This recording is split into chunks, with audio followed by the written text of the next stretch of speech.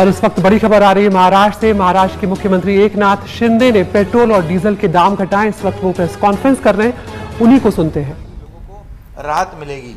उसके बाद हमारा जो दूसरा निर्णय है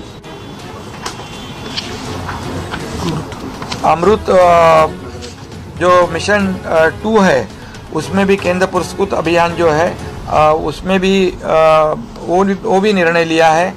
दूसरा केंद्र पुरस्कृत अमृत अभियान फेज 2 जो अटल मिशन जो है वो भी, उसमें भी हम लोगों ने निर्णय लिया है। कम से कम 10,500 करोड़ रुपए के काम हो गए। जैसे अभी डीसीएम साहब ने कहा है, उसमें जो जितने भी इंक्लूड नहीं थे 400 लोकल बॉडीज़, उसका भी इन्वॉल्वमेंट हुआ है और इससे काफ़ी लोगों को फ़ायदा हो जाएगा उसमें। उसके बाद हम लोग ने जो किसानों को जो रेगुलर कर्जा भरते हैं उनको 50,000 रुपये इंसेंटिव देने का निर्णय लिया था।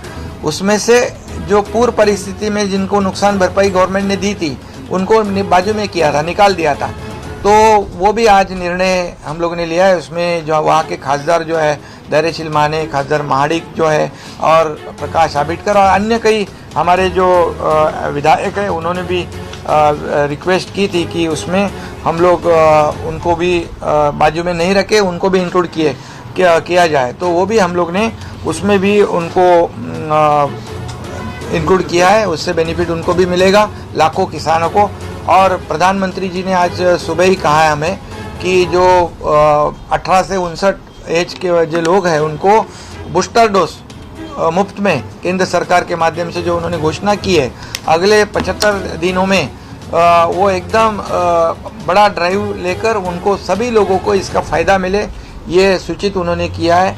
और आज कैबिनेट में भी हमारी चर्चा होगी है डीसीएम साहब और हमारे और अधिकारियों की, सब लोगों को इसका बेनिफिट हो जाए। ये जो पॉजिटिविटी का जो रेट है कम हो जाएगा और कोविड ख़त्म हो जाएगा, इसलिए उसे भी हम लोग बड़े पैमाने पर लोगों तक पहुंचाएंगे।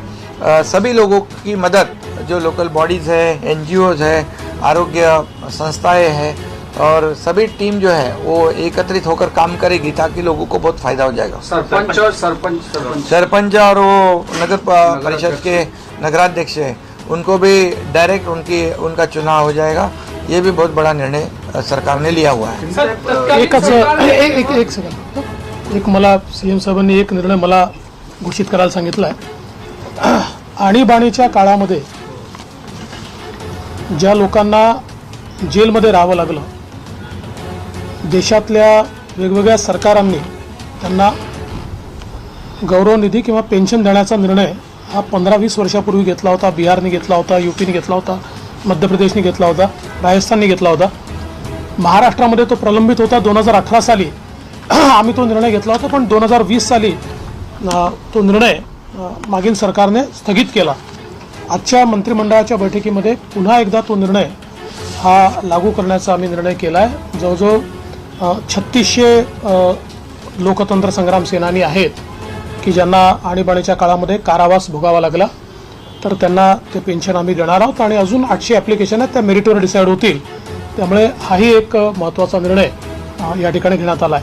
हम सभी जानते हैं कि इमरजेंसी के समय जिन लोगों को कारावास हुआ था, ऐसे लोगों को भिन्न भिन्न राज्यों में पेंशन दी जाती थी। महाराष्ट्र में वो नहीं दी जा रही थी। 2018 में उनको पेंशन देने का महाराष्ट्र ने भी निर्णय लिया था, लेकिन 2020 में उसको स्थगित कर दिया गया था।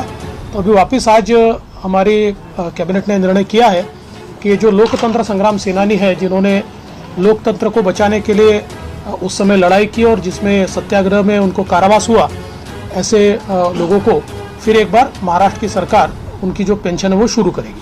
सर, तत्कालीन सरकारने सांगितलं होतं की जे 6,000 कोटींचा जो काही भार तिजोरीवर पडणार आहे, त्यामुळे आम्ही निर्णय घेत नाही। कशामध्ये? तो यहाँ पर महाराष्ट्र के लोगों के लिए एक बड़ी राहत एकनाथ शिंदे की सरकार लेकर आई है। पेट्रोल पर 5 रुपए और डीजल पर 3 रुपए कम किए गए हैं।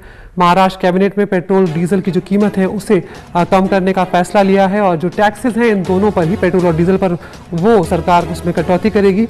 यहाँ पर एकनाथ शिंदे ने ये कहा है कि इससे जो सरकारी खजाना है उस पर 6,000 करोड़ रुपए का अतिरिक्त भार आएगा। ये जो टैक्स में कटौती की जाएगी, लेकिन इससे राज्य में महंगाई कम होगी। उन्होंने ये भी कहा कि केंद्र सरकार ने 4 मई को पेट्रोल डीजल की कीमतों में कमी की थी।